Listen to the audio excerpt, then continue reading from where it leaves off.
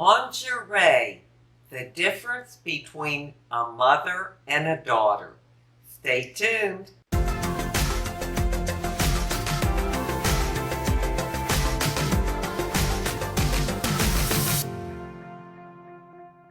Hi, and welcome to my channel. My name is Sheila. Well, today's video is about lingerie and the difference between a mother and a daughter. In particular, this daughter and my mother. I am a lot like my mother in many, many, many ways. But in other areas, not at all. And one of those ways that we're very much different is lingerie. Now, I guess I don't have any lingerie. I just wear pajamas, just regular pajamas. And I have a pair on right now that I will show you that's typical for me to wear. But my mother, she was always fancy, definitely fancy. And so I have a couple of hers.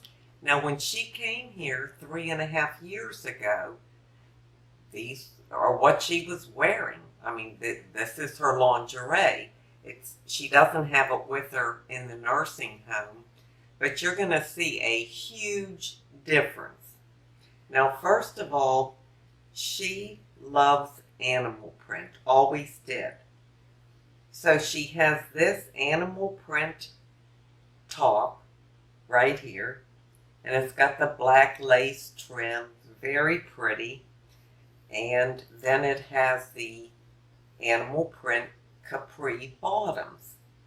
And they have lace at the bottom, right here, a little slit with black lace. She also has the matching nightgown, because when she buys the set, she buys everything. Everything had to match. She would have matching slippers. Now me, I just wear just plain old slippers like anybody else wears. Not her. She would have animal print slippers. She had black slippers that had a little, like a kitten heel on them, with feathers on the top. They were just fancy.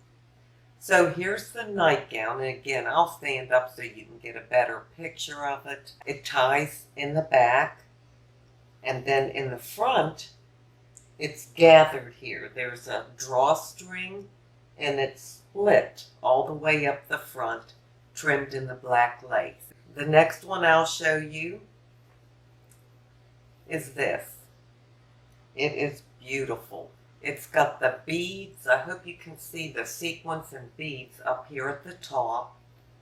And it's different lengths at the bottom. And it's kind of cut low in the back. The robe that matches has the beading trim all around it. Very pretty. I'm holding this up so you can see it's a little sheer and see-through. And the last one is this white penwire set. Well, it's not actually white, it's a cream color. So let me stand up so you can get a better idea of what I'm talking about. Okay, these are typical pajamas for me. Just short, I like the short pants, not the long ones. And mine are kind of cutesy. There's a little ruffle and like a little flower made out of material here. You know, nothing special, just something comfortable to sleep in. Not my mother. Let me show you hers. So these are the leopard print pants with the lace at the bottom. They come, maybe just a couple inches above the ankle. And then here's the top. And it's really, really pretty, kind of sheer. And it's got the lace trim on it. And I'll show you the nightgown. Now, I know she had the robe also. I couldn't find that. So here's the nightgown. It's very delicate, feminine. I love this part in the front here, where you tie this string where you can cinch it up on one side, and it's split here, and the lace runs down so you can bring the bottom of it up by pulling that string. And it's very, very pretty. And here's the black one. The one that has the beading, like kind of sequency beading across the front. It's got double straps on each shoulder. Back is cut low. And if you can see the bottom of this, the bottom maybe foot is more sheer. And it's different lengths at the bottom. So it's pretty fancy. I'll back up a little to see if you can tell. But it's really pretty. And then the matching robe. And I'll just put this on so you can get a better look at it. So here's the robe. The beading, I hope you can see that. The sleeves down here are flared and they're kind of see-through. It's got a ruffle, just kind of, elegant, whatever you want to call it. But again, my mother. And the last one is this beautiful peignoir set in a cream color. I'll show you the nightgown first. It is so pretty. It has satin going across here, kind of like an empire waist, and satin trim up here, satin straps, and then just a regular bottom. And then of course the robe that goes with it also has the satin trim on it, and the satin down the front here, and then of course it has the tie belt to tie it.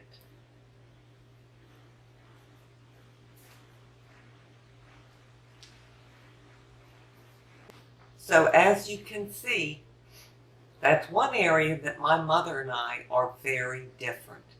And my dad died when my mother was 53 years old, and she never remarried.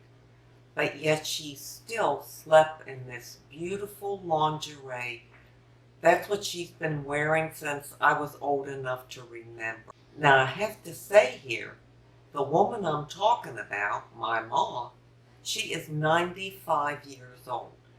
So when she came here 3.5 years ago, she was in her 90s.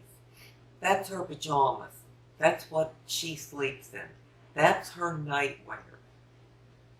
And this is mine.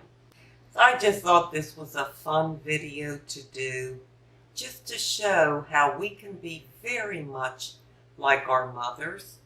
We can be total opposites, or in my case, I'm like her in many ways, but then not in others.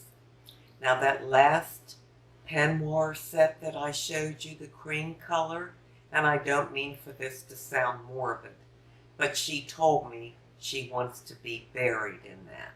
So that's what she'll wear when she gets buried. It was her request. I talk about my mom on my channel quite often. I have several videos of her, and I just thought that I wanted you to know more about her and what kind of person that she is and how stylish she is. I'm not, but she is. She's always been a classy dresser and has always been into fashion. So it's pretty remarkable in that area, the differences between us. I mean, you don't know many women in their 90s that are wearing that kind of stuff to bed. But my mother, yes indeed. Well, now I'm going to leave you an inside beauty tip. My inside beauty tip is on mothers. Whether we're talking about the mother that we had or the mother that we've been. Not everybody has had a perfect childhood. In fact, I don't believe anybody has. And there are many people that did not have good mothers. Mothers that should have loved them so much more. Mothers that maybe mistreated them or was abusive. There are many people that grew up in that type of situation. And that's just heartbreaking to think about. The good part about that is, if that was your situation, and then you grew up and you became a mother, you had the opportunity to be the mother that you wished you would have had, that you deserved to have. So just think about yourself and the kind of mother that you are to your children, if it brings up painful memories to think of your own mother. Fortunately for me, I had a good mother. We weren't always close, and she was not perfect, but she was a good mother. And so I want to read to you what the word mother stands for, the letters, the M-O-T-H-E-R. I found this and I thought it was just perfect. The M is for magnificent. The O is for outstanding. The T is for tenderness. The H is for honor. The E, extraordinary. And the R, remarkable. I am so thankful that I have that kind of mother. But if you don't, and that wasn't your experience, just think, you are all this to your children. You are this type of mother. And I am so grateful that I still have my mom. So many people could apply these to their mother and say, yep, that describes my mom. And others, they can't, because that's not the type of mother they had. But that's the type of mother they had the opportunity to be. And that's what their children are going to think about them. Thank you so much for being here today. I truly do appreciate it. And until we meet again, this is the old girl signing out. See ya.